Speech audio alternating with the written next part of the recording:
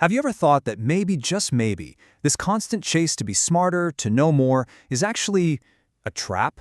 Today we are diving into a really fascinating and, kind of an unsettling idea from Zhe Feng of Life Chainyard. It's called the wisdom trap, and man, does it flip one of our biggest assumptions on its head. That chasing wisdom is always a good thing. I'm really excited to unpack this one, so let's get right into it. So let me just ask you, straight up, what if your intelligence, all that knowledge you're trying so hard to get, what if it isn't setting you free? What if it's actually a cage that you're building around yourself bar by painful bar? It's a wild thought, I know, but that's the big idea from Zhi Feng that we're going to explore today. All right, so first things first, what in the world is this wisdom trap? Let's break down exactly what it means. Okay, so according to Zhi Feng, the wisdom trap, or Qi Trin, isn't something that's out there waiting to get you. Nope, it's a maze we build inside our own minds.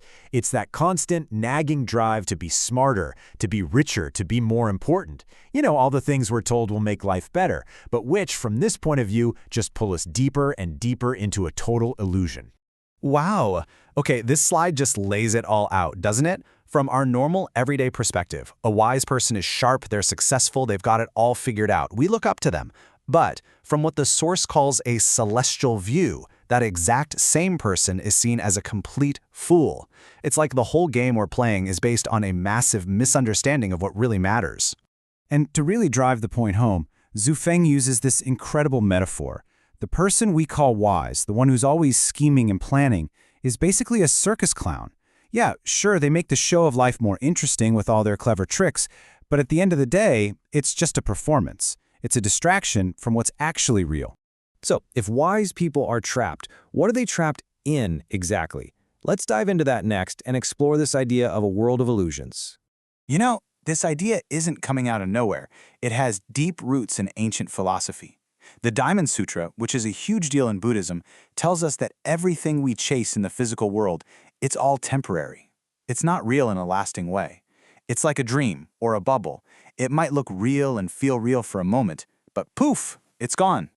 And what is this dream, this bubble, made of? Well, the source gets really specific. It's all the stuff our society tells us to want. Money, fame, status, and here's the kicker, even knowledge and wisdom. That's right, the very things we think will save us are actually the building blocks of the trap. That kind of messes with your head, right? And this is just the perfect way to picture it. Chasing worldly success is like growing the most beautiful flower you've ever seen. It looks amazing. Everyone tells you how great it is. But here's the problem. That flower is sterile. It will never, ever produce the fruit of real happiness or true freedom. Now, this whole concept of ditching your intellect might sound a little radical, but as we're about to see, it's a tune that's been playing for centuries across some of the world's biggest spiritual traditions. This is not a new idea. So let's start with the Heart Sutra, another major Buddhist text. It says it right there, plain as day. No wisdom and no attainment. See, the real goal isn't to pile on more wisdom. It's to get beyond the whole idea of gaining and knowing completely. It's about letting go, not grabbing for more. And then you see a very similar idea in Christian teachings. Jesus tells people to look at the lilies. They don't scheme or work to be beautiful. They just are. And their simple natural perfection is described as more amazing than all the riches and wisdom of King Solomon, one of the wisest guys in history. I mean, that's just beautiful imagery. And over in Taoism, Lao-Tzu hits us with this amazing paradox. Great wisdom appears foolish. Basically, real wisdom doesn't show off. It doesn't have a fancy diploma. It often looks like simplicity, or even foolishness, to a world that's obsessed with being clever. It really makes you stop and think. Okay, so we know what the trap is, and we've seen how this idea has echoed through time. That brings us to the biggest question of all. How do we get out? Let's get into the practical steps for escape. Right. This is what it all comes down to. If trying to do what we've always been told is good, getting smarter, getting ahead is the problem, then what on earth is the answer? Well, the solution isn't to get even more clever, it's to do the complete opposite. It's a total shift in how you see things. So here it is, the way out.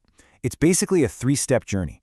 First, like Lao-Tzu said, you've got to stop the mad dash for cleverness. Just abandon it. Second, get back to a state of natural simplicity. And third, just as Jesus and Lao-Tzu both taught, become like a little kid again. Simple, not weighed down by a million plans and worries. So in the end, the path out of this wisdom trap is to just stop trying so damn hard to be wise. It's about following the natural way of things. It's about becoming like that lily we talked about, just being without all the stress and striving, and finding that in that simplicity, you're already perfect. It's a beautiful way to think about it. And that brings us to the end. I really want to leave you with this one question to chew on based on Shufeng's work. What's the wisdom that you're chasing? Is it a job title, a certain amount of money, being seen as an expert? And here's the important part. What is that chase costing you in terms of peace or joy or just simple being? Something to think about.